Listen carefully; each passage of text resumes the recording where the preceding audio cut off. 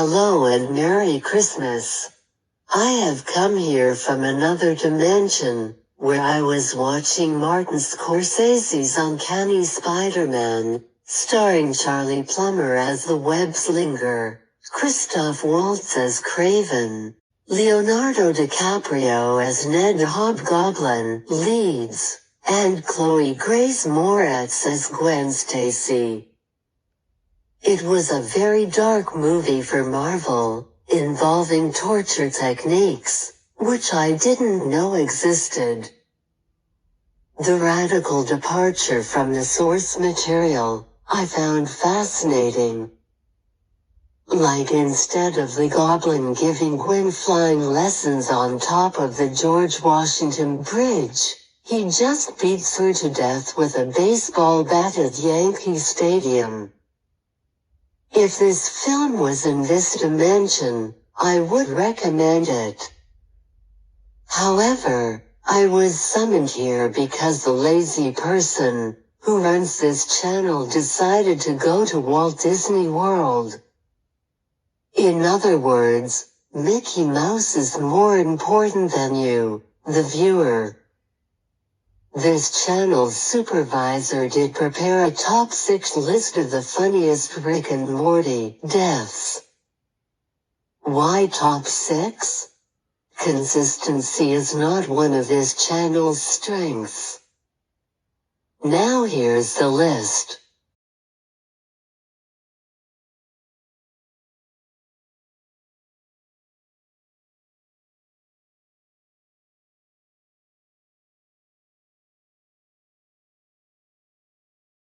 This one's kind of an interesting one since we never really interact with the limo driver.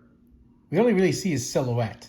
These guys dressed as Gotron pilots are really just anime characters, and they're angrier that Rick and Morty, who aren't anime characters, are piloting the Gotron robots. Well, eventually Morty got fed up with their crap. He grabs the gun and accidentally kills the limo driver. At that point, the car crashes. So much for cultural appropriation. Dead driver? That's it.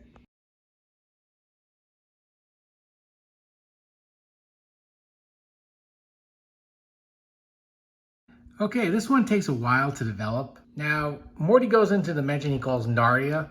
He's originally helped out by a person named Hoovy, who decides to carry some bottles of wine for him. Unfortunately, because they go from one dimension to the other, there's a lot of time that goes between dimensions. Sometimes entire years. I'm going to go a little further down. After Morty messes around with the people in this dimension, they actually built an entire civilization of medieval warfare around the dimensional portal and built a castle around it. Because it's been many years between Morty's appearances, they start to believe that he's a fake and just a myth.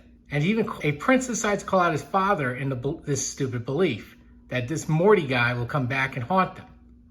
Of course, the king does not take it very seriously and casts the idiot son out. Eventually, an evil wizard type guy takes the young prince in and starts training him, like this. And now it's time to rebel. He charges the castle and eventually confronts his father, killing him and kissing him as he does it, right in front of the fireplace. At this point, the wizard guy decides to betray the young prince and kill him immediately. At this point, the wizard claims to be the new king. And enough of these stupid myths of Morty. Just then, Morty reappears. At this point, the wizard guy says, "Oh no, he's real! He's real!" As Morty blasts everybody in the room dead.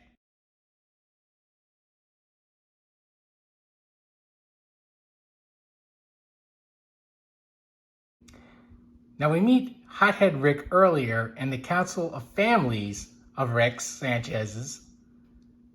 Obviously, he's the stereotypical stubborn guy who simply refuses to get involved in any plans.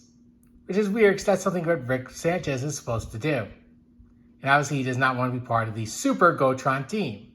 Well, let's fast forward a bit.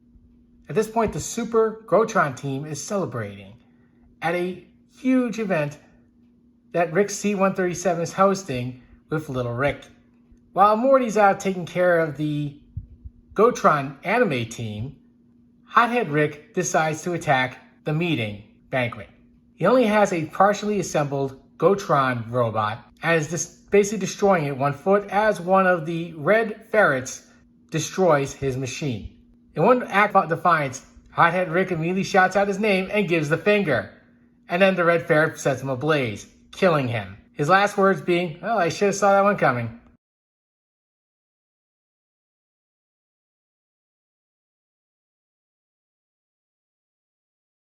Ah yes, Rick in his two crow phase, going around the galaxy, hunting for bad guys, for justice. As the true anti-hero he was. After noticing that 3 owl demon things were harassing a town, Rick shows up. He takes out his sword. And the real funny part is the last words of one of these owls. Wait a second, maybe he's taking it out to surrender. And surrender he did. He surrendered you right into the middle of the earth.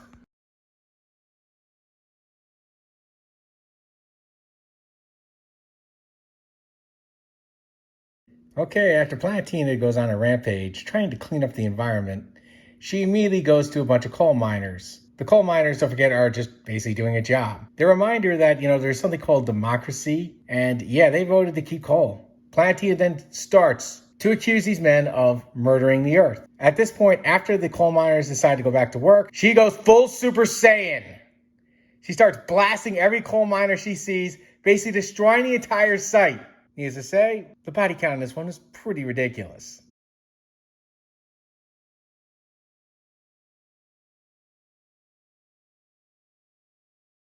Planet Slovar. As you remember, Summer and Rick were going through a bunch of orgies that was happening at the apocalypse of 3 different planets.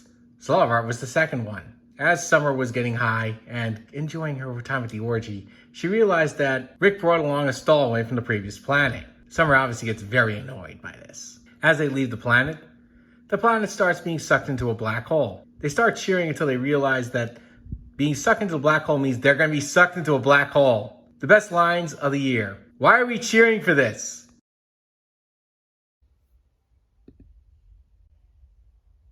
And with that, all of our Rick and Morty obligations are finished for 2021. I'm on my way back to my dimension to watch a good live-action adaptation of Trigun on HBO. To each and every one of you, Merry Christmas and Happy Holidays.